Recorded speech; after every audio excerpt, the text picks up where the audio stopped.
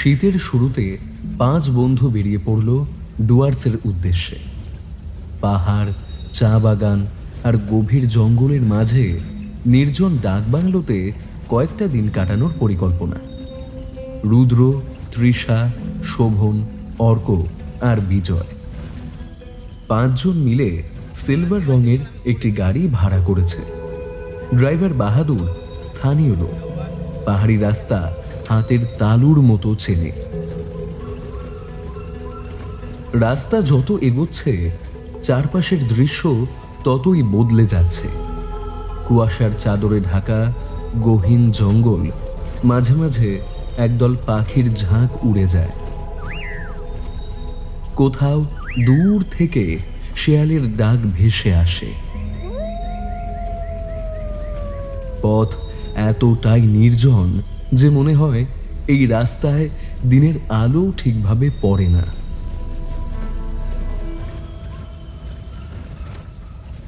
তৃষা জানালার ধারে বসে গাড়ির বাইরে তাকিয়েছিল। হঠাৎ সে কাঁধে একটা হালকা স্পর্শ অনুভব করল। চমকে তাকিয়ে দেখল রুদ্র পাশে বসে হাসছে। কি হলো, এত চুপচাপ কেন? কিছু না, জঙ্গলটা কেমন জানো, ভয়ানক। হ্যাঁ, ভূতের গল্প শোনার জন্য একদম পারফেক্ট জায়গা। কি বল শোভন? শোভন জানলার বাইরে তাকিয়ে বলল, এইরকম নির্জন জায়গায় একটা না একটা গল্প থাকেই। বাহাদুর ভাই, এখানে কি সত্যি কিছু ঘটেছে? ড্রাইভার বাহাদুর সামনে তাকিয়ে গম্ভীর স্বরে বলল, ডাকবাংলোর গল্প শুনলে আপনারা থাকতে চাইবেন না। ও, তাহলে তো শুনতেই হবে। গাড়ি গভীর জঙ্গলের মধ্যে ঢুকে পড়েছে। রাস্তার পাশে বড় বড় শাল গাছ, তার ফাঁক দিয়ে কুয়াশার কুণ্ডলি পাকিয়ে উঠছে। হঠাৎ গাড়ির সামনে কিছু একটা ঝাঁপিয়ে পড়ল।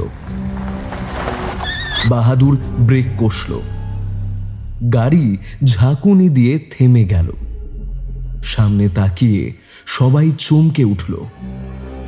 রাস্তার মাঝে দাঁড়িয়ে আছে এক বৃদ্ধ লোক। ছেঁড়া নোংরা পোশাক, লম্বা উস্কো খুস্কো চুল, চোখ দুটো রক্ত চক্ষুর মতো জ্বলছে। ওই, কে আপনি? বৃদ্ধ লোকটি গাড়ির কাছে এগিয়ে এলো।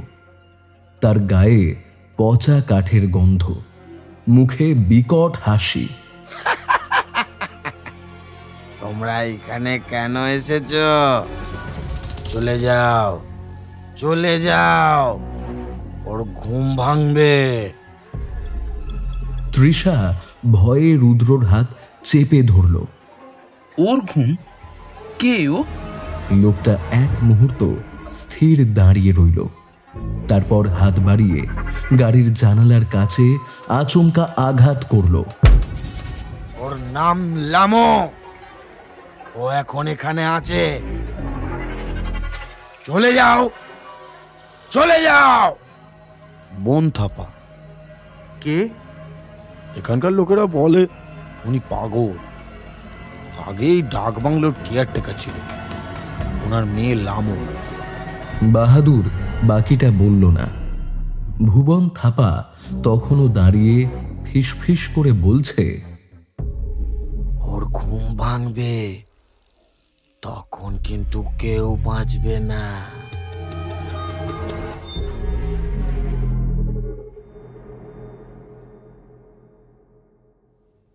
তারপর সে হঠাৎ ছুটে গিয়ে জঙ্গলের অন্ধকারে মিলিয়ে গেল। গাড়ি আবার চলতে শুরু করলো।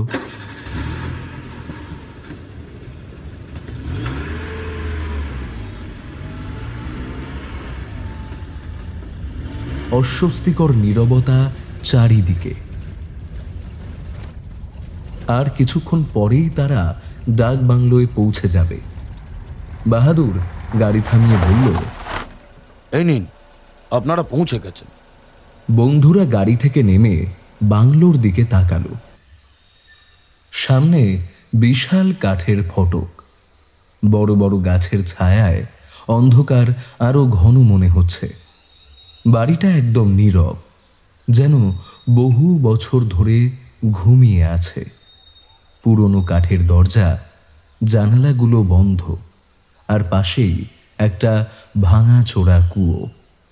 তৃষার হঠাৎ কেমন যেন লাগলো। তার মনে হলো কেউ যেন ওদের দিকে তাকিয়ে আছে। আচ্ছা, তা এখানে কি সত্যিই কিছু আছে? বাহাদুর কোনো উত্তর দিল না, শুধু বলল, তবে দরজাটা বন্ধ করে রাখবেন আর ওর কাছে যাবেন না।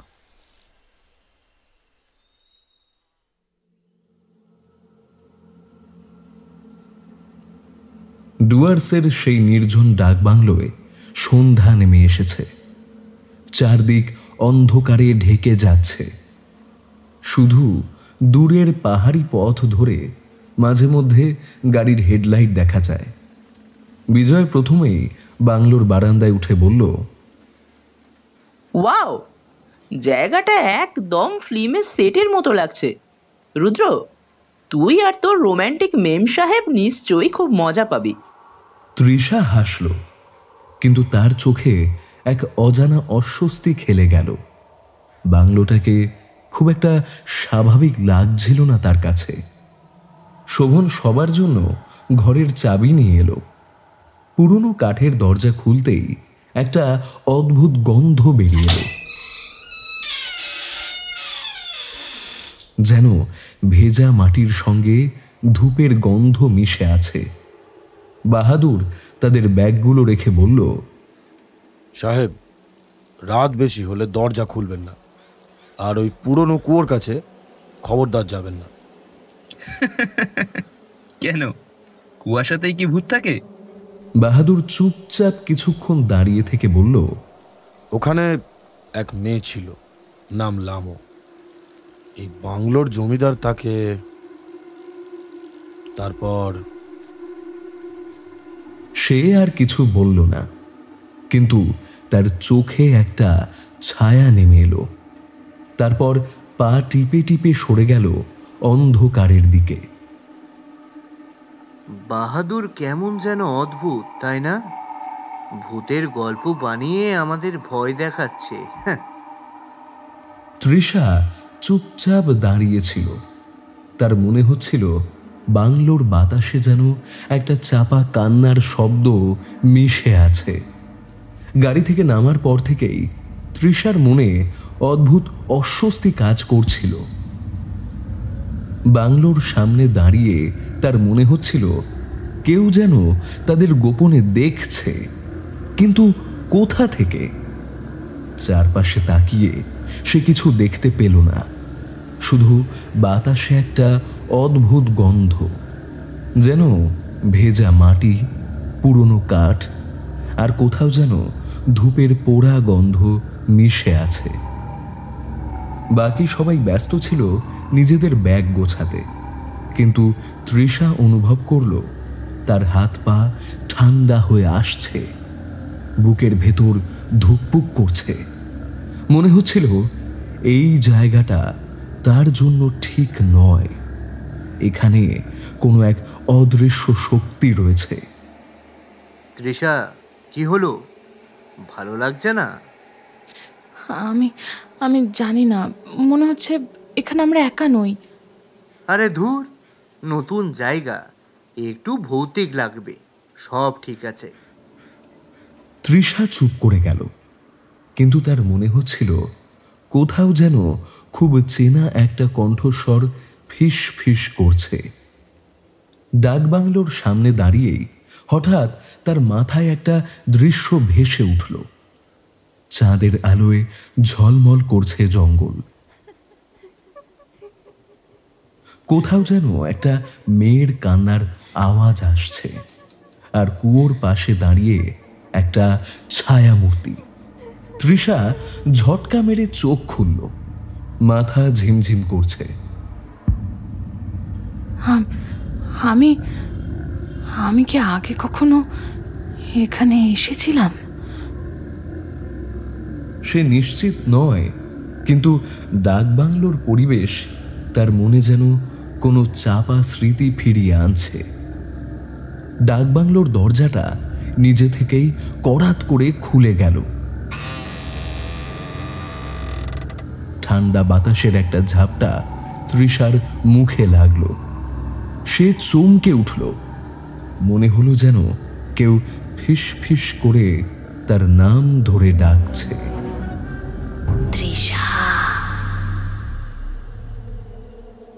তৃষা আতঙ্কিত হয়ে পেছন ফিরে তাকালো।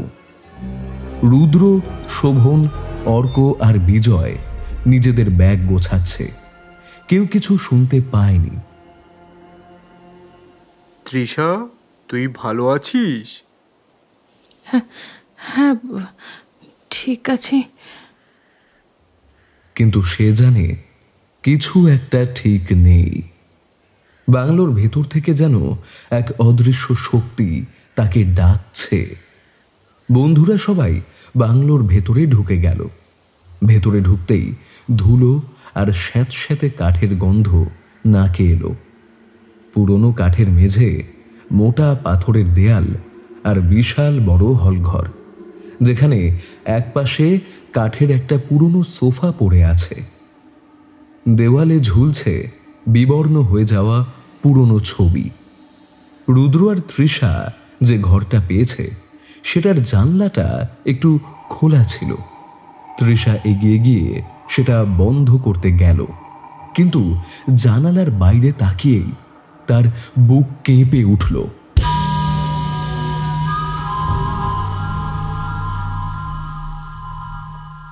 একটা কালো ছায়া কুয়োর পাশে দাঁড়িয়েছিল, যেন তাকে দেখছে। বাতাস থমথমে, চারদিকে পাতা নড়ছে না, কিন্তু ছায়াটা ধীরে ধীরে কুয়োর পার থেকে পিছিয়ে যেতে লাগলো এবং কয়েক সেকেন্ডের মধ্যে মিলিয়ে গেল। তৃষা শ্বাস আটকে তাকিয়ে রইল। তার কপাল বেয়ে ঘাম গড়িয়ে পড়ল। কি হলো?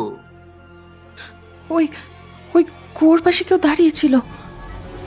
তৃষা, রাত হয়ে গেছে, কুয়াশার কারণে বিভ্রম হচ্ছে। এইসব ভেবে নিজেকে আতঙ্কিত করিস না। তৃষা কিছু বলল না, কিন্তু তার মনে হচ্ছিল এই বাংলোতে কিছু একটা আছে, আর সেই তাকে ডাকছে। রাতের খাবার খেয়ে সবাই নিজেদের ঘরে চলে গেল। রুদ্র ঘুমিয়ে পড়লেও তৃষার চোখে ঘুম নেই। সে কেবলই অনুভব করছিল কেউ যেন খুব কাছে আছে, তাকে কিছু বলতে চাইছে। ঠিক তখনই ঘরের জানালায় 3 বার টক টক টক শব্দ হলো। তৃষার নিঃশ্বাস বন্ধ হয়ে গেল।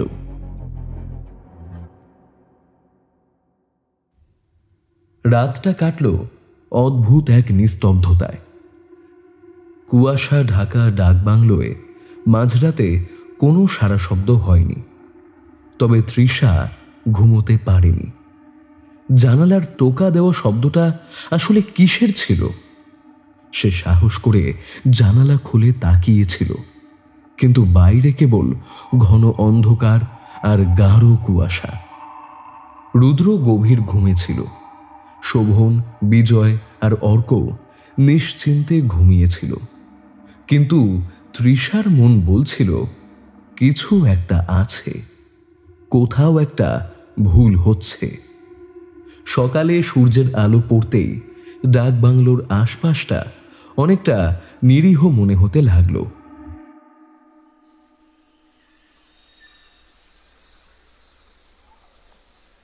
পাখির ডাক, হালকা শীতল বাতাস আর পাহাড়ি রোদে সবকিছু স্বাভাবিক মনে হচ্ছিল।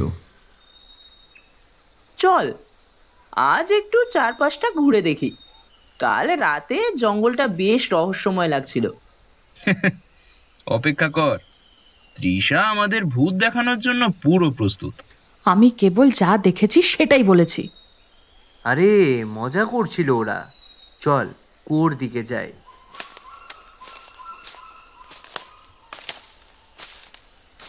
পুরনো কুয়োটার পার ভাঙাচোরা, লতা গুল্ম ছেয়ে গেছে চারপাশ। অনেক বছর ধরে কেউ সম্ভবত একে ছুঁয়েও দেখেনি। বিজয় কুয়োর কিনারায় দাঁড়িয়ে নিচে তাকিয়ে বলল, উফ, কি অন্ধকার! কুয়োর জল শুকিয়ে গেছে নাকি? শোভন মোবাইলের ফ্ল্যাশ জ্বালিয়ে কুয়োর ভেতরে তাকালো। নিচে কেবল কালো অন্ধকার। তৃষা একটা অদ্ভুত অনুভূতি পেল। তার মনে হচ্ছিল কুয়োটার ভেতর কেউ তাকিয়ে আছে। হঠাৎ বাতাসের মধ্যে কেমন যেন একটা পচা ভেজা কাঠের গন্ধ এলো। তৃষার মাথা ঝিমঝিম করতে লাগলো। কুয়োর দিকে তাকিয়ে থাকতে থাকতে তার হঠাৎ মনে হলো একটা ফিসফিসানি শুনতে পাচ্ছে। তৃষা, কেন এলে? তৃষা চমকে উঠল। কি হলো? আমি আমি আমার আমার নাম ধরে কেউ ডেকেছিল। উফ, তোর কল্পনা, এখানে কেউ নেই। কিন্তু ঠিক তখনই বিজয় একটা কিছু খুঁজে পেল। এটা কি? সে কুয়োর পাশে পড়ে থাকা একটা জিনিস তুলল। একটা ছোট কাঠের পাত্র, তার গায়ে লাল রঙের কিছু চিহ্ন আঁকা। এটা তো বৌদ্ধতন্ত্রের কিছু একটা বলে মনে হচ্ছে। তারা আরো চারপাশে খুঁজতে লাগলো। জঙ্গলের মধ্যে আরো কিছু অদ্ভুত জিনিস ছড়িয়ে ছিল। লাল সুতো দিয়ে বাঁধা ছোট ছোট পাথর, শুকনো লতা পাতা দিয়ে মোড়ানো কাঠের গুটি, একটা ধাতব চক্র যার গায়ে তিব্বতী লিপিতে কিছু খোদাই করা। তৃষার মনে হলো এসব জিনিস আগে কোথাও দেখেছে। হঠাৎই বাহাদুর পিছন থেকে বলে উঠল, এসব ছবেন না। সবাই চমকে উঠল। এসব কি বাহাদুর ভাই? বাহাদুর গভীর দৃষ্টিতে কুয়োর দিকে তাকিয়ে বলল, ভুবন থপা। সে প্রতি অমাবস্যার রাতে এখানে আসে, ওর মেয়ের আত্মার সঙ্গে কথা বলে। এগুলো সেই বৌদ্ধতন্ত্রের উপাচার। এই কুয়োটা একা আসবেন না এখানে। তৃষার শরীরে কাঁটা দিল। তার মনে হচ্ছিল কুয়োর গভীর থেকে কেউ তাকিয়ে আছে। কুয়োর কাছে পাওয়া অদ্ভুত উপাচারগুলোর পর সবার মনেই এক ধরনের অস্বস্তি কাজ করছিল। যদিও বাহাদুর বলেছিল এসব না ছোঁতে, তবুও শোভন আর বিজয় কৌতূহল বশত কয়েকটা জিনিস তুলে দেখেছিল। তবে তৃষা একদম চুপ ছিল। তার শরীরটা কেমন জানি অদ্ভুত লাগছিল। মাথার ভেতর একটা ফিসফিসানি যেন ক্রমাগত কিছু বলছিল, অথচ সে স্পষ্ট বুঝতে পারছিল না। ড্রাইভার বাহাদুর সবার জন্য দুপুরের খাবার বানিয়ে রেখেছিল। ডাল, ভাত, আলু ভাজা আর পাহাড়ি মুরগির ঝোল। যদিও খাবার গরম আর সুস্বাদু ছিল, তবুও সবাই যেন চাপা উত্তেজনার মধ্যে ছিল। বাহ, বাহাদুর ভাই দারুণ রান্না করেছেন। কিন্তু একটা কথা বলুন তো, এ ভুবন থাপা আসলে কে? বাহাদুর থমথমে চোখে তাকালো। ও এখানে অনেক বছর আগে কেয়ারটেকার ছিল। চা বাগানে কাজ করত। খুব সাধারণ মানুষ ছিল, কিন্তু তার মেয়েটা। তৃষা এক ঝটকায় মাথা তুলল। তার মেয়েটার নাম কি লামু? হ্যাঁ, আপনি কিভাবে জানলেন? তৃষার কপালে বিন্দু বিন্দু ঘাম জমল। সে কিছু বলল না। আচ্ছা বাহাদুর ভাই, আমাদের তো সত্যিটা বলতেই হবে। এই বাংলোর কুয়োটা কেন এত ভয়ঙ্কর? লামোর সঙ্গে কি ঘটেছিল? বাহাদুর এক গভীর দীর্ঘশ্বাস ফেলল, তারপর নিচু গলায় বলতে শুরু করলো, লামো ছিল অসম্ভব সুন্দরী, কিন্তু তার এই সৌন্দর্যই কাল হয়েছিল। চা বাগানের মালিক, সেই শয়তান মানুষটা, একদিন বাংলোতে একা পেয়ে ওকে ধরে, কুয়োর ধারে নিয়ে গিয়ে নৃশংসভাবে খুন করে, তারপর কুয়োর ভেতরে ফেলে দেয়। তখন কেউ জানতে পারেনি, কিন্তু কয়েকদিন পর থেকেই লোকজন বাংলোর কাছাকাছি অদ্ভুত জিনিস দেখতে শুরু করলো। রাতে কান্নার আওয়াজ, ফিসফিসানি, বাংলোর ভেতর থেকে দরজা জানলার আওয়াজ, ছায়ামূর্তি। সবার মুখ থমথমে হয়ে গেল। বাহাদুর আবার বলতে লাগলো, ভুবন থাপা পাগল হয়ে গিয়েছিল। মেয়ের আত্মার সঙ্গে কথা বলার জন্য সে বৌদ্ধতন্ত্রের সাধনা শুরু করলো। প্রতি অমাবস্যার রাতে সে এই বাংলোর কুয়োর কাছে আসে, লামোর আত্মাকে মুক্ত করার জন্য তান্ত্রিক উপাচার করে। কিন্তু শোনা যায় লামো শুধু মুক্তি চায় না, প্রতিশোধও চায়। শোভন হাসার চেষ্টা করল। এগুলো কি সত্যি নাকি মানুষের বানানো গল্প? বাহাদুর শান্ত চোখে তাকালো। কাল রাতে তো আপনি এখানে ছিলেন, কিছু টের পাননি? তৃষার হাত কাঁপছিল। খাবারের থালা ছেড়ে সে উঠে দাঁড়ালো। আমি একটু ফ্রেশ হয়ে আসছি। সে দ্রুত বাইরে বেরিয়ে গেল। তৃষার মন বলছিল বাহাদুরের গল্প মিথ্যে নয়, আর সবচেয়ে অদ্ভুত ব্যাপার, লামুর নাম সে জানল কিভাবে? সে কি কখনো লামুকে দেখেছে, নাকি লামুর আত্মা তার সঙ্গেই যোগাযোগ করতে চাইছে? সেদিন দুপুরের পর থেকে তৃষার শরীরটা খারাপ লাগতে লাগলো। মাথা ব্যথা, শরীর দুর্বল, আর কোথাও একটা বোধ হয় একটা কণ্ঠস্বর তার মাথার মধ্যে ফিসফিস করে চলেছে। তৃষা, আমি এখানেই আছি। সূর্য যখন হালকা কমল, তখন সন্ধ্যার আগমন অনুভূত হতে শুরু করল। চারপাশে পাহাড়ের ছায়া, বাতাসে ঠান্ডা, আর এক অদ্ভুত অনুভূতি ঘুরে বেড়াচ্ছিল। ডাকবাংলোর বারান্দায় বসে শোভন, বিজয় আর অর্ক একটু পানীয় নিচ্ছিল এবং হালকা আড্ডা দিচ্ছিল। মৃদু মিউজিক বাজছিল, তবে বারান্দায় একটা নীরবতা, এক অস্বস্তিকর শান্তি বিরাজ করছিল। অবশ্যই, তবে জায়গাটা একটু ভয়ঙ্কর মনে হচ্ছে, জানো? কি ভয়ঙ্কর লাগছে? এমন কিছু না, তবে ওই কুয়োর কাছে যাওয়ার পর একটা অদ্ভুত অনুভূতি হচ্ছে। মনে হচ্ছে কিছু একটা আমাদের লক্ষ্য করছে।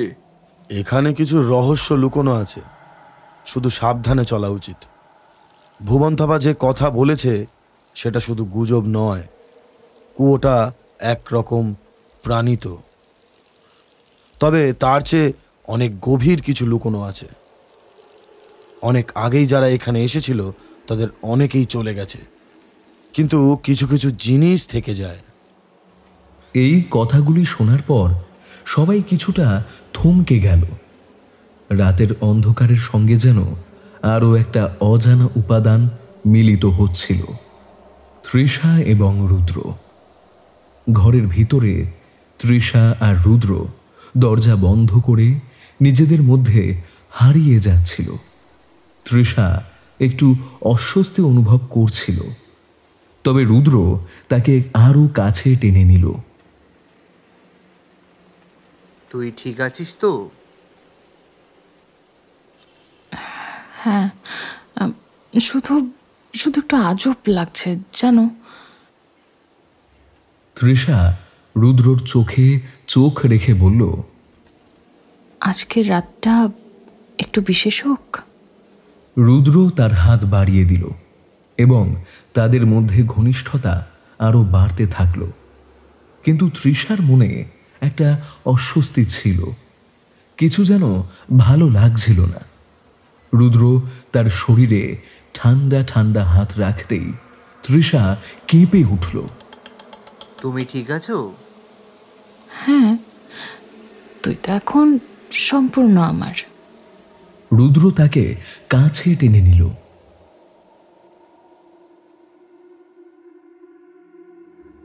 রাত আসতে না আসতেই ডাক বাংলোর চারপাশের পরিবেশ এক অদ্ভুত পরিণতিতে রূপ নিল। রাতের আধারে চারদিকে এক ভয়াবহ নিস্তব্ধতা ছড়িয়ে পড়ল, যেন অদৃশ্য কিছু এখানে সেঁধিয়ে গেছে। চাঁদের আলো আর বাতাসের মৃদু ফিসফিসানি এক ভীতিকর অনুভূতি সৃষ্টি করছিল।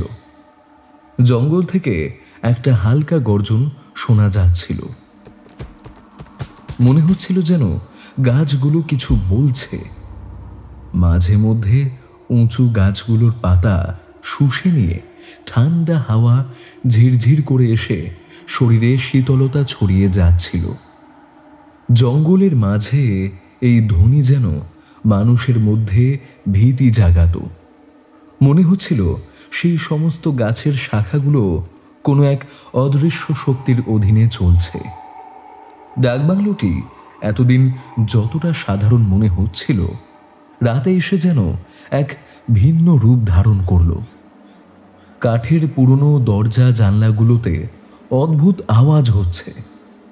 বাইরে চাঁদের আলো যখন কিছুটা উজ্জ্বল, তখন ডাকবাংলোর পাশে গাছের তলায় অন্ধকার ছায়াগুলি আরও গাঢ় হতে শুরু করল। কোনো এক ভয়ঙ্কর শক্তি যেন জঙ্গলের গভীরে লুকিয়ে আছে। যখনই বাতাস হেঁটে আসে, তখন তার মাঝে যে এক গম্ভীর মন্ত্রের আওয়াজ শোনা যায়, কেমন যেন পুরনো কোনো অন্তস্থ শক্তি জেগে ওঠার চেষ্টা করছে। তৃষা আর রুদ্র যখন নিজেদের মধ্যে হারিয়ে গিয়েছিল, তখন বাইরে এই ভয়াবহ পরিবেশ তাদের অনভ্যস্ত মনকে আরও অস্থির করে তুলছিল। রাত নামতে না নামতেই ডাকবাংলোকে ঘিরে এক অদ্ভুত নিস্তব্ধতা সৃষ্টি হলো। চারপাশের জঙ্গল আরও অন্ধকার হয়ে উঠেছিল এবং বাতাসের ঝাপটায় গাছপালার শাখাগুলি একে অপরের সঙ্গে ঘর্ষণ ঘটাচ্ছিল। কোথাও কোথাও দূরের হুইসেল বা আওয়াজ শোনা যাচ্ছিল, যেন অদৃশ্য কিছু পাখি বা প্রাণী সুর করছে। বারান্দায় বসেছিল শোভন, অর্ক, বিজয় এবং বাহাদুর। তারা সবাই কিছুটা শীতল আর অস্বস্তিতে ছিল, যেন অন্ধকারের মধ্যে কিছু গাঢ় উপস্থিতি ভেসে আসছে। বেশ কিছু সময় চুপচাপ বসে থাকার পর বাহাদুর সবার দিকে চোখ মেলে বলল, তোমরা জানো, এই বাংলোতে আসার পর থেকে কিছু অদ্ভুত ব্যাপার ঘটে, কিন্তু সেসব সময় অজানা থেকে যায়। অদ্ভুত ব্যাপার? কি এমন ঘটেছে? লামোর আত্মার কথা তো জানোই, কিন্তু জানো কি, সে এখানে শুধুমাত্র থাকতে চায় না, সে শুধুমাত্র মুক্তি চায় না, কিন্তু কিছু আছে যা তাকে থামাতে পারে না। তার আত্মা যে শুধুমাত্র প্রতিশোধ চায়, তার মধ্যে এমন শক্তি রয়েছে যা এই জঙ্গলে বিরাজ করছে। সবার চোখে তখন অদ্ভুত এক দৃষ্টি ফুটে উঠল। সবাই জানতো যে লামো নামে এক তরুণীকে চা বাগানের মালিক হত্যা করেছিল, কিন্তু তার আত্মার পেছনের সত্যিটা অনেকেই জানতো না। এটা এটা কি বলছো বাহাদুর? লামোর আত্মা কি এখনো এখানে রয়েছে? হ্যাঁ, এখানে আসার পর থেকে আমি নিজে কিছু কিছু অদ্ভুত অনুভূতি পেয়েছি। মাঝে মাঝে মনে হয় তার আত্মা এখানেই ঘুরে বেড়াচ্ছে। তার আত্মা যেন কোনো এক অদৃশ্য শক্তির দ্বারা আটকানো, আর সেই শক্তি তাকে শান্ত হতে দিচ্ছে না।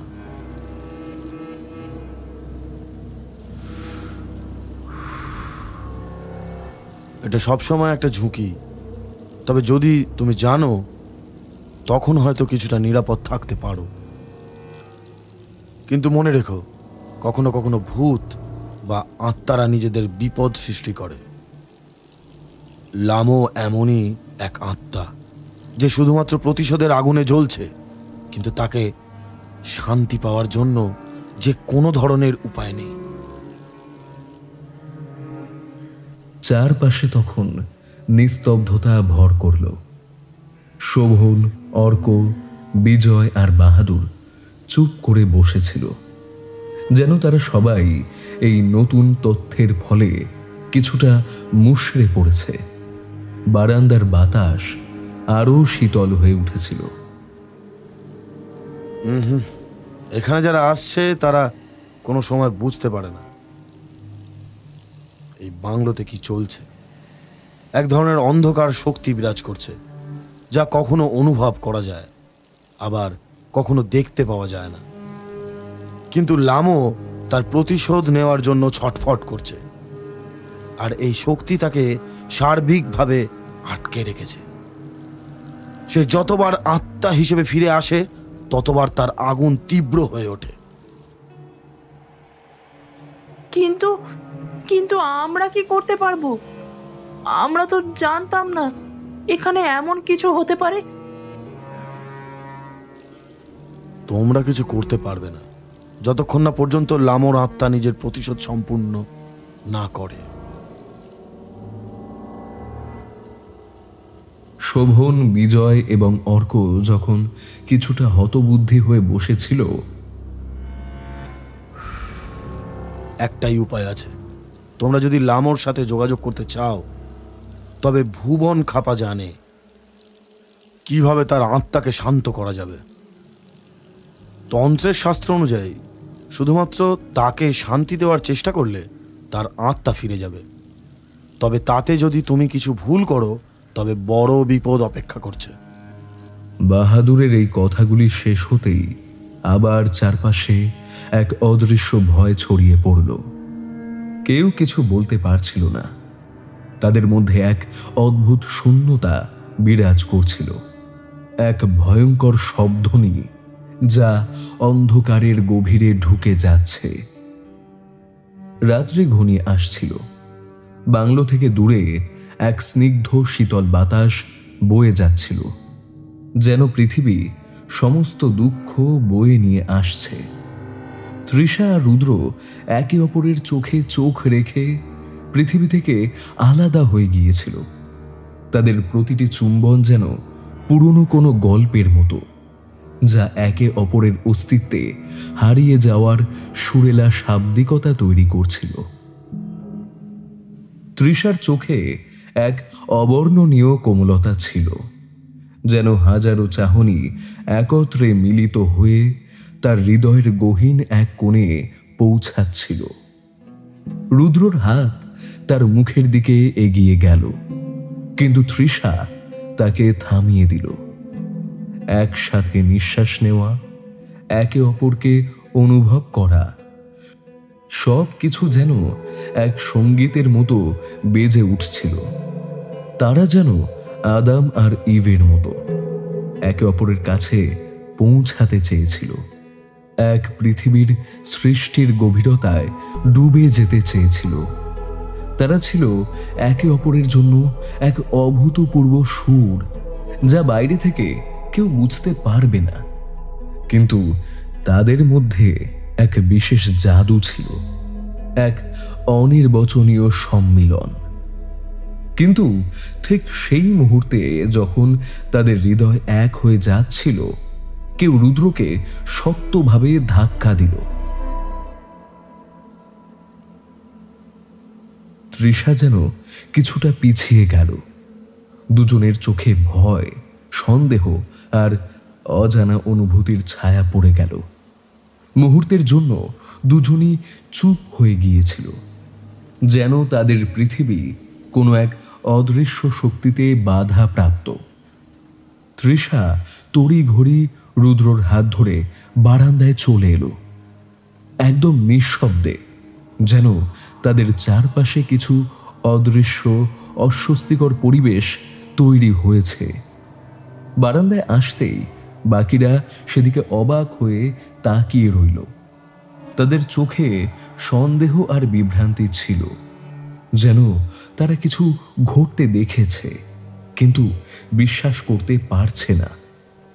তৃষা আর রুদ্র একে অপরের দিকে তাকিয়ে কিছু না বলেই অনুভব করছিল যে এই পরিবেশে কিছু অশুভ ঘটনার সূচনা হতে যাচ্ছে। সন্ধ্যার অন্ধকারে যখন চারপাশ নিস্তব্ধ হয়ে গিয়েছিল, হঠাৎ করেই এক অদ্ভুত শীতল হাওয়া বয়ে আসে।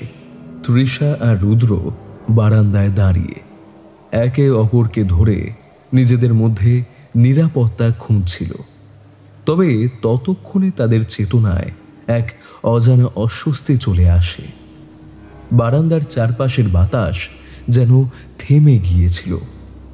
এমন সময় এক অদ্ভুত এবং ভয়ানক উপস্থিতি অনুভব হয়। ভুবন থাপা কালো ধূসর পোশাকে, চোখে উন্মত্ত রাগ আর অভিশাপ নিয়ে সামনে উপস্থিত হয়। তার চোখে যেন আগুন জ্বলছে, ধোঁয়াটে দৃষ্টি ছিল, তার মুখে ছিল অবাক করা নীরবতা, এক অস্বাভাবিক শক্তির পরিচয় দিচ্ছিল। সামনে এসে দাঁড়িয়ে ভুবন থাপা তৃষা ও বাকিদের দিকে এক কঠোর দৃষ্টি নিয়ে তাকালো। তার কণ্ঠে কোনো ভাবলেশ ছিল না, বরং গভীর বেদনা আর ক্ষোভের প্রতিফলন। দিদিমণি, তুমি জানো না, কিন্তু তোমাদের কিছু কাজের জন্য তোমরা এক বড় দায়িত্বে আসো। আমার মেয়ে লামো, তার আত্মা মুক্তি পায়নি, তাকে মুক্তি দিতে হবে। সবার মধ্যে এক অদ্ভুত শূন্যতা সৃষ্টি হলো। তৃষা আর রুদ্র থমকে দাঁড়িয়ে। ভুবনের চোখে জল, যেন কোনো অতীতের গল্প খুঁজতে লাগলো। তার মুখে এক চাপা বিরক্তি আর রহস্য ছিল। আমার মেয়ে লামো, সে তার শেষ মুহূর্তে অনেক যন্ত্রণা ভোগ করেছে। আমি প্রতিশোধের আগুনে পড়ছি। তার আত্মা আজও শান্তি খুঁজছে। আমি জানি সে যদি মুক্তি না পায়, আমি কল্পনাও করতে পারবো না কিভাবে আমি তার জন্য প্রতিশোধ নিতে পারবো। তোমরা যদি তাকে মুক্তি না দাও, আমি চিরকাল তার আক্ষেপের ভারে পিষ্ট হয়ে থাকবো। তার কথা শুনে তৃষা কিছুক্ষণের জন্য নিশ্চল হয়ে গিয়েছিল। তার মুখে এক ধরনের সিদ্ধান্তহীনতার ছাপ ছিল। তৃষা, তুমি কি মনে করো, আমাদের কি সত্যি এই শত্রুতা থেকে বেরিয়ে আসা উচিত? আমাদের কি তার মুক্তি দেওয়া উচিত? তৃষা গভীরভাবে চিন্তা করতে লাগলো। তার মন যেন অজানা এক টানাপোড়েনে ছিঁড়ে যাচ্ছিল। তার আত্মা চিরকালীন শান্তি খুঁজছিল, কিন্তু এই বাগান, এই বাংলোর ভয়ের পরিবেশ তাকে একেবারেই অস্বস্তিতে ফেলে দিয়েছিল। তৃষা, আমি জানি তোমরা দুজন ভালো মনের মানুষ। তুমি যদি তাকে মুক্তি দিতে পারো, আমি প্রতিশোধ নেব এবং তার শান্তি ফিরিয়ে আনবো। কিন্তু যতদিন না সে মুক্তি পায়, ততদিন আমার প্রতিশোধও অসম্পূর্ণ থাকবে। আমি আমি বুঝতে পারছি ভুবন, আমি জানি এটা আমাদের উপরে চেপে বসেছে। আমাদের মধ্যে একটা বড় সিদ্ধান্তের মুহূর্ত এসেছে, কিন্তু আমি জানি না কিভাবে তার আত্মাকে শান্তি দেব।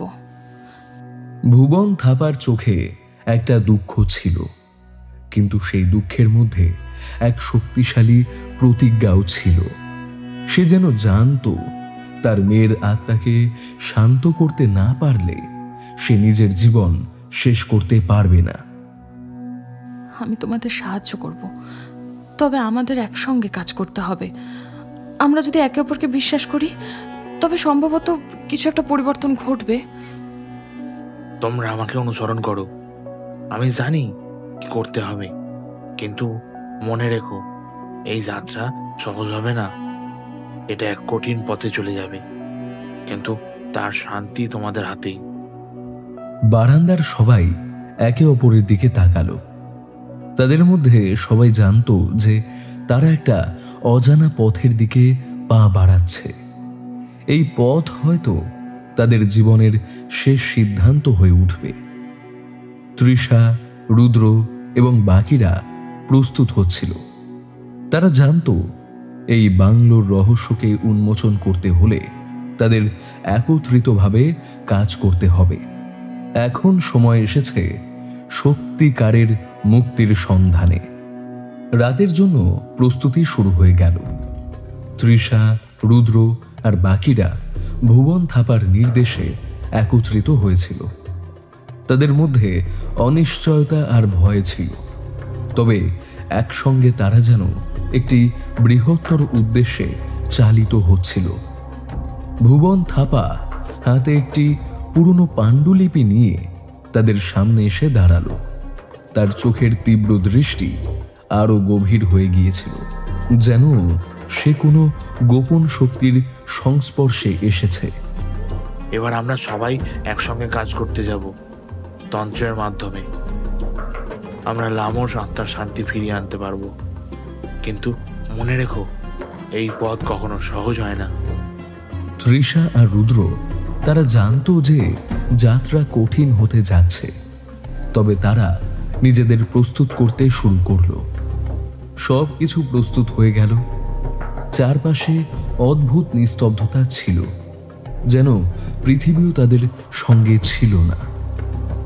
তন্ত্রের যন্ত্রপাতি নিয়ে তারা বাংলোর পেছনের বাগানে পৌঁছালো, যেখানে এক পুরনো মন্দিরের অবশেষ ছিল। চারপাশের পরিবেশ ছিল অদ্ভুত। সন্ধ্যার পর পরবর্তী মুহূর্তে এক ভয়ঙ্কর শান্তি, শীতল বাতাস বয়ে যাচ্ছিল, আর রাতের অন্ধকার যেন তাদের উপর ভর করছিল। ভুবন থাপা মন্ত্রোচ্চারণ শুরু করল। তার কণ্ঠে এক আশ্চর্য গভীরতা ছিল, যেন পুরনো যুগের শক্তি একত্রিত হয়ে সে কথা বলছিল। মন্দিরের কাছে এসে তিনি সবাইকে একটি বৃত্তের মধ্যে দাঁড়াতে বললেন। তৃষা আর রুদ্র, তাদের মধ্যে কোনো শব্দ ছিল না, শুধু ভয়ে ও শঙ্কায় তারা একে অপরের দিকে তাকাচ্ছিল।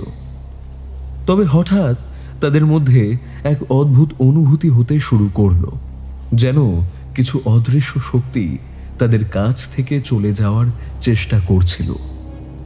বাতাসের গতি বেড়ে গেল। চারপাশে অদৃশ্য কিছু একটুও অনুভব করছিল। এটা কি হচ্ছে? আমি আমি আমি ভয় পাচ্ছি। আমরা একসঙ্গে আছি তৃষা, ভয় পাওয়ার কিচ্ছু নেই। ভুবন থাপা এক মুহূর্ত থামলেন এবং তার মুখে এক আশ্চর্য চিন্তার ছাপ ফুটে উঠল। তার চোখে গভীর ক্ষোভ আর এক তীব্র বেদনা ছিল। তিনি ধীরে ধীরে বললেন, এটাই সে শক্তি যা আমাদের সামনে রয়েছে। সেই মুহূর্তে মন্দিরের ভেতরে এক অদ্ভুত শব্দ ভেসে উঠল।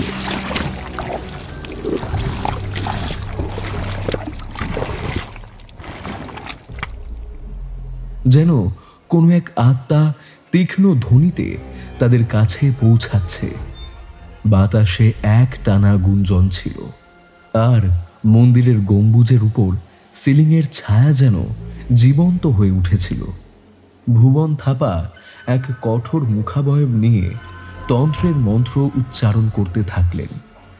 তৃষা আর রুদ্র, তাদের মন অন্ধকারে হারিয়ে যাচ্ছিল, তবে তাদের আত্মায় এক আশ্চর্য শান্তি ছিল, যেন তারা কিছু গোপন রহস্যের মুখোমুখি হয়েছে।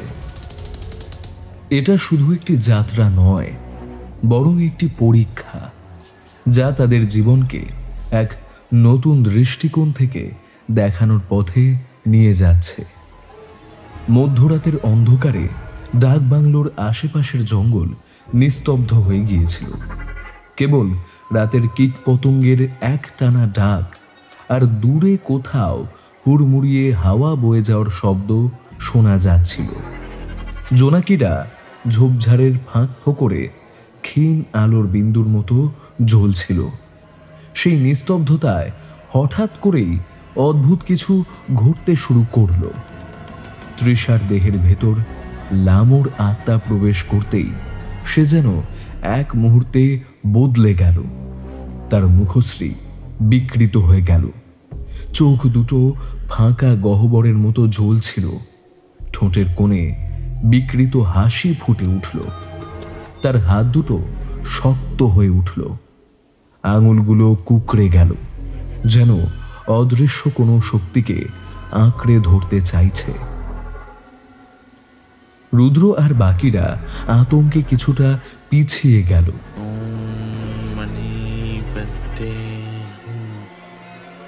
একটা অদৃশ্য শক্তি যেন চারপাশে সঞ্চারিত হলো। মন্ত্রের প্রভাবে তৃষার শরীর কেঁপে উঠল। তার বিকৃত মুখশ্রী ধীরে ধীরে স্বাভাবিক হতে লাগলো, কিন্তু তার চোখ তখনও ভয়ঙ্কর আগুনের মতো জ্বলছিল। ও কিছু বলতে চাইছে, ও কোথাও নিয়ে যেতে চাইছে আমাদের।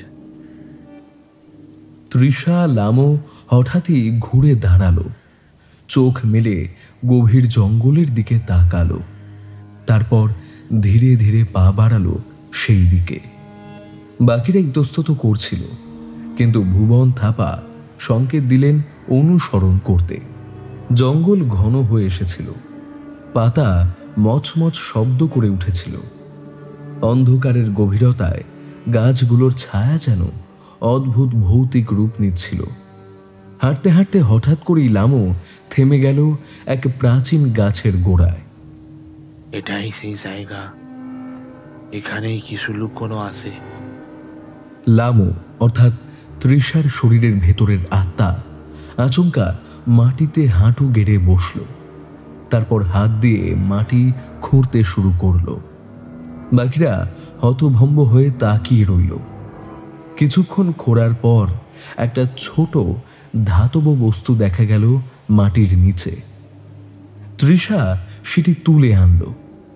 চাঁদের ক্ষীণ আলোয় সেটি স্পষ্ট দেখা গেল, একটা পুরনো রূপোর লকেট, যার উপরে বৌদ্ধ মন্ত্র খোদাই করা। কিন্তু সেটি স্পর্শ করতেই চারপাশে অদ্ভুত কিছু ঘটতে শুরু করলো। ঝোড়ো বাতাস বইতে শুরু করলো, গাছের পাতারা কাঁপতে লাগলো, অদৃশ্য কণ্ঠস্বরের বিলাপ শোনা যেতে লাগলো, যেন শূন্য থেকে কেউ ফিসফিস করে বলছে, আমি আমি মুক্তি চাই। বজ্রসত্য। মন্ত্রের শক্তিতে বাতাসের ঝাঁঝ কমে এলো। তৃষার বিকৃত মুখ ধীরে ধীরে স্বাভাবিক হলো। ভুবন লকেটের দিকে তাকিয়ে বুঝলেন এই লকেটের সঙ্গেই লামোর আত্মা আটকে ছিল এতদিন। এই লকেট পোড়াতে হবে, তবেই আত্মা মুক্তি পাবে। কিন্তু ঠিক তখনই তৃষা আবার ছটফট করতে শুরু করলো। তার চোখ দুটি রক্তবর্ণ হয়ে উঠল, গলার স্বর বদলে গেল। না, এটা এটা আমার শেষ স্মৃতি। ভুবন থাপা বুঝতে পারলেন এখনই শেষ করতে হবে সব কিছু।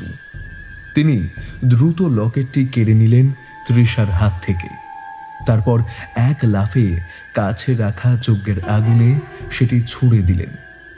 লকেটটি দাউ দাউ করে জ্বলে উঠল।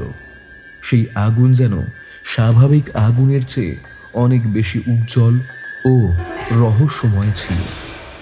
আগুনের লেলিহান শিখায় লকেটের ধাতব অংশ গলতে শুরু করলো, আর তখনই এক হৃদয় বিদারক চিৎকার ছড়িয়ে পড়ল চারপাশে। আমি মুক্ত। যজ্ঞের আগুন ধীরে ধীরে শান্ত হয়ে এলো। লামোর আত্মা মুক্তির পথে এগিয়ে যাচ্ছে। তৃষার দেহ থেকে বেরিয়ে আসা এক স্বচ্ছ ছায়ামূর্তি ধীরে ধীরে হাওয়ায় মিলিয়ে যেতে লাগলো। ভুবন থাপা চোখ বন্ধ করে মন্ত্র জপ করছিলেন, কিন্তু ঠিক তখনই বাবা, ভুবন থাপার চোখ ছল ছল করে উঠল। তিনি এক মুহূর্তে চোখ খুললেন। সামনে দাঁড়িয়ে আছে লামুর আত্মা, আগের মতোই মায়াবী চেহারা। তবে এখন আর কষ্টের ছাপ নেই, বরং এক প্রশান্তি ছড়িয়ে পড়েছে তার চোখে। ভুবনের হাত কেঁপে উঠল। মা, মা, তুই তুই শান্তি পেলি? হ্যাঁ বাবা, আমি আমি মুক্ত। কিন্তু ভুবন বিস্মিত হয়ে তাকালেন। লামু ধীরে ধীরে এগিয়ে এসে বাবার কাঁধে হাত রাখল। গলার স্বর কঠিন হয়ে গেল। ওই শয়তানটাকে ছেড়ো না। ভুবন থাপা স্তব্ধ হয়ে গেলেন। বাকিরা অবাক হয়ে তাকিয়ে রইল। ওরা আমাকে মেরে ফেলেছে, কিন্তু কিন্তু ওরাই শেষ নয়। আরো অনেক নিরপরাধের রক্ত এই মাটিতে মিশেছে। আমাকে মুক্তি দিয়েছ, কিন্তু যারা এখনো এই অত্যাচার চালাচ্ছে তাদের কি শাস্তি দেবে না? ভুবনের মুখ শক্ত হয়ে উঠল। তিনি বুঝলেন মেয়ের আত্মা শুধু মুক্তি নয়, ন্যায় বিচারও চায়। লামো ধীরে ধীরে পিছিয়ে যেতে লাগলো। শরীরের আভা ক্ষীণ হয়ে এলো, কিন্তু শেষবারের মতো সে বলল, বাবা, আমি আসছি। এক মুহূর্তে সব নিস্তব্ধ হয়ে গেল। হাওয়ায় এক অদ্ভুত গন্ধ ভেসে এলো, যেন কোনো কিছু শেষ হয়ে গিয়েছে, আবার কোনো কিছু শুরু হতে চলেছে। ভুবন থাপার চোখে ঝলসে উঠল প্রতিশোধের আগুন। তিনি উঠে দাঁড়ালেন, মুঠো শক্ত করলেন আর বললেন, হ্যাঁ মা, তুই আসবি, আমি তোর অপেক্ষায় থাকবো। এক মুহূর্তে সব কিছু স্তব্ধ হয়ে গেল। বাতাস থেমে গেল, গাছের পাতা দোলা বন্ধ হয়ে গেল। চারপাশের পরিবেশে এক অদ্ভুত প্রশান্তি নেমে এলো। তৃষার শরীর ধীরে ধীরে স্থির হয়ে এলো। সে মাটিতে বসে পড়ল, গভীরভাবে শ্বাস নিতে লাগলো। শেষ হলো, লামো মুক্তি পেল। রুদ্র, জয়, সোহম সবাই এখনো স্তম্ভিত হয়ে তাকিয়ে আছে। তৃষা ধীরে ধীরে মাথা তুলে তাকালো। তার চোখে জল, কিন্তু সেটি কান্না নয়, সেটি শান্তির অনুভূতি।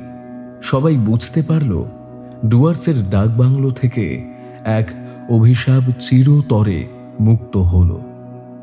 ভুবন থাপা স্থবির হয়ে দাঁড়িয়ে রইলেন। চোখের সামনে ধীরে ধীরে মিলিয়ে গেল লামোর ছায়ামূর্তি, ঠিক যেমন নদীর জলে আলোর প্রতিফলন মিলিয়ে যায় ঢেউয়ের স্পর্শে। তার বুকের ভেতর গভীর শূন্যতা জন্ম নিল। এতদিন তিনি শুধু এই দিনটার অপেক্ষায় ছিলেন, যখন তার মেয়ে মুক্তি পাবে, যখন তার আত্মা শান্তি পাবে। কিন্তু সেই মুক্তির মুহূর্তে বুঝলেন আজকের পর আর কখনো সে তার মেয়ের সঙ্গ অনুভব করতে পারবে না। তৃষা তখন মাটিতে বসে ক্লান্ত দেহ নিয়ে ধীরে ধীরে স্বাভাবিক হচ্ছে। রুদ্র তাকে ধরে রেখেছে। বাকিরা বিস্ময়ে চুপচাপ দাঁড়িয়ে আছে। সবাই দেখল ভুবন থাপা এক পা দুই পা পিছিয়ে গেলেন, যেন পুরো পৃথিবী তার পায়ের নিচ থেকে সরে যাচ্ছে। তার চোখ ভিজে উঠল, কিন্তু তিনি কাঁদলেন না। তার চোখের জল যেন ভিতরের সমস্ত কষ্ট ধুয়ে নিয়ে যেতে চাইল, কিন্তু যন্ত্রণা রয়ে গেল বুকের মধ্যে। একটু দূরে বাতাসে দুলছে সেই গাছের ডাল, যেখানে মাটির নিচে পাওয়া গিয়েছিল লামোর লকেট। মনে পড়ল সেই দিনগুলোর কথা, যখন ছোট্ট লামো তার কোলে চেপে বসত, বাবার গলা জড়িয়ে ধরত। বাবা, আমি আসছি। এই শেষ কথাগুলো ভুবনের মনে বারবার প্রতিধ্বনিত হচ্ছিল, সে আসবে কি? সত্যি কি আর একবার তার মেয়েকে দেখতে পাবে? কিন্তু জানে না, আর কখনো নয়। মেয়ে আজ মুক্তি পেল, কিন্তু ভুবন থাপা, তিনি তো বন্দী রয়ে গেলেন তার কষ্টের খাঁচায়। তিনি ধীরে ধীরে হাঁটু গেড়ে বসলেন মাটিতে। জঙ্গল নিস্তব্ধ হয়ে গেছে, কেবল পাতার ফাঁক দিয়ে চাঁদের আলো পড়েছে তার কাঁধের উপর। বাবা, আপনি আপনি ঠিক আছেন? ভুবন একবার তাকালো তার দিকে, চোখে ক্লান্তি, গভীর যন্ত্রণা, কিন্তু একটা শান্তি মিশে আছে। ও শান্তি পেয়েছে, এটাই আমার শান্তি। তারপর ধীরে ধীরে উঠে দাঁড়ালেন, চোখ মুছলেন না, কারণ কান্না করে কি হবে? যাকে সবচেয়ে বেশি ভালোবাসতেন তাকে তো হারিয়েই ফেলেছেন। বাকিরা নির্বাক হয়ে তাকিয়ে রইল। এই লোকটার কষ্টের গভীরতা তারা হয়তো কখনো বুঝতে পারবে না। ভুবন থাপা পা বাড়ালেন জঙ্গলের রাস্তায়, একা, নিঃসঙ্গ। জানেন, জীবনের শেষ দিন পর্যন্ত তিনি আর কখনো মেয়ের কণ্ঠ শুনতে পাবেন না, তার হাত ছুঁতে পারবেন না। জঙ্গল আবার নিস্তব্ধ হয়ে গেল। কলকাতার ব্যস্ত সিগন্যালে দাঁড়িয়ে আছে রুদ্র। গাড়ির জানালা দিয়ে বাইরে তাকিয়ে আছে সে। কর্মব্যস্ত মানুষের ভিড়, হর্নের আওয়াজ, রাস্তার ধুলোবালি, সবকিছু স্বাভাবিক লাগছে, তবুও কোথাও যেন একটা শূন্যতা কাজ করছে ওর ভেতর। ডুয়ার্সের সেই ডাকবাংলোর ঘটনা মাসখানেক হয়ে গেছে। সবাই আবার নিজের জীবনে ফিরে এসেছে। রুদ্র আবার তার অফিস, তৃষা তার স্টুডেন্টদের নিয়ে ব্যস্ত। অর্ঘ্য, সোহম, অনিকেত সবাই যেন আগের মতোই আছে, কিন্তু আসলে কি আছে? জীবনের নিয়মে সবাই আবারও ছুটতে শুরু করেছে, কিন্তু ওই রাতগুলোর স্মৃতি মুছে যায়নি কারো মন থেকে। তৃষা এখনো মাঝে মধ্যে ঘুমের মধ্যে চমকে ওঠে। রুদ্র অনেক রাত পর্যন্ত একা ছাদে বসে থাকে। সন্ধ্যা তখন সবে নামছে। রুদ্র বাড়ি ফেরার জন্য গাড়ি পার করছে। এমন সময় ফোনটা বেজে উঠল। স্ক্রিনে নাম ভেসে উঠল বাহাদুর। রুদ্র চমকে ফোন ধরল। হ্যালো বাহাদুর, এত রাতে হঠাৎ? দাদা, একটা অদ্ভুত খবর আছে, শুনলে আপনি অবাক হয়ে যাবেন। কি হয়েছে? আপনারা চলে আসার পর থেকে ডাকবাংলো শান্ত ছিল, কিন্তু গতকাল একটা ঘটনা ঘটেছে। ওই চা বাগানের মালিক যে লামোকে মেরে ফেলেছিল, সে তার গাড়ি নিয়ে পাহাড়ি রাস্তায় দুর্ঘটনার শিকার হয়েছে। কি বলছো? হ্যাঁ দাদা, গাড়ি সহ খাদে পড়ে গেছে। পুলিশ বলছে ব্রেক ফেল করেছিল, কিন্তু কেউ কেউ বলছে গাড়িটা আচমকা রাস্তা থেকে ছিটকে গেল, যেন কেউ ওটাকে ঠেলে দিয়েছে। রুদ্রর নিঃশ্বাস আটকে গেল। ও জানে দুর্ঘটনা কাকতালীয় হতে পারে, কিন্তু ডুয়ার্সের ডাকবাংলোতে যা ঘটেছিল, তারপর এই ঘটনাকে নিছক দুর্ঘটনা বলা যায় না। আর দাদা, আরো একটা ব্যাপার ঘটেছে। ভুবন থাপার মৃতদেহ পাওয়া গেছে। কি? কোথায়? ডাকবাংলোর পাশে পাতকুয়োর কাছে। কিভাবে মারা গেছে? পুলিশ বলছে স্বাভাবিক মৃত্যু। শরীরে কোনো আঘাতের চিহ্ন নেই, মুখে একটা শান্তির ছাপ ছিল, যেন বহুদিনের অপেক্ষার অবসান হয়েছে। লোকজন বলছে লামোর আত্মা মুক্তি পাওয়ার পর থেকে ভুবনবাবু কেমন যেন নিশ্চুপ হয়ে গিয়েছিলেন। একদিন সন্ধ্যায় তিনি একাই বাংলোর দিকে গিয়েছিলেন, তারপর আর ফেরেননি। পরদিন সকালে ওনার মৃতদেহ পাওয়া যায়। বাবা, আমি আসছি। তাহলে কি সত্যিই লামো তার বাবাকে সঙ্গে নিয়ে গেছে? রুদ্রর গায়ে কাঁটা দিয়ে উঠল। দাদা, আপনি একবার আসবেন? বাংলোটা আজও আপনাদের ডাকছে। ফোনটা রাখার পরেও রুদ্র চুপ করে বসে রইল। জানালার বাইরে রাতের আকাশে কালো মেঘ জমতে শুরু করেছে। হয়তো ডুয়ার্সের সেই ডাকবাংলো আবারও কোনো রহস্যের জন্ম দিতে চলেছে।